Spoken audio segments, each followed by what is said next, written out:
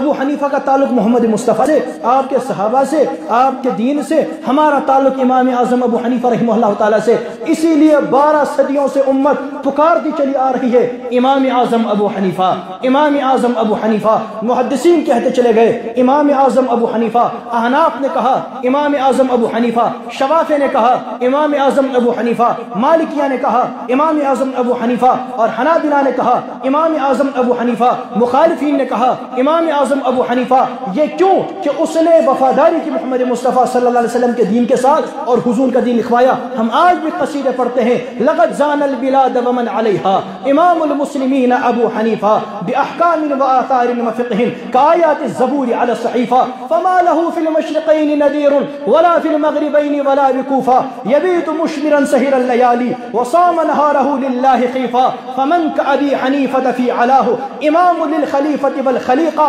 رأيت العائبین له سفاها خلاف الحق مع حجج ضعیفہ وكيف يحل أن يؤذى فقيه له في الأرض آثار شريفة فلعنة ربنا أعداد رمل على من رد قول أبي حنيفة وأقول في شرح هذه الجملة الأخيرة فلعنة ربنا أعداد رمل على من رد قول أبي حنيفة ليس على صاحب الحق والسنة بل على من كان من اللامذهبية۔ یہ ہم اس لیے کہتے ہیں کیونکہ امام اعظم ابو حنیفہ رحمہ اللہ تعالی محمد مصطفیٰ کے وفادار، ہم ابو حنیفہ سے محبت کرنے والے، ہم ان سے محبت کرتے ہیں اور ان سے محبت کرنا اپنے لیے باعث نجات سمجھتے ہیں، اور ان سے محبت کا دعویٰ کیا ہے اور وہ محبت کا دعویٰ موجود ہے، اور اب ہم اس محبت کے دعوے سے پیچھے بھی نہیں ہٹتے، ہم ایک انچ پیچھے ہٹنے کو تیار نہیں۔ ساری دنیا مجھے کہتی تیرا شیدائی ہے، اب میرا ہوش میں آنا تیری رسوائی۔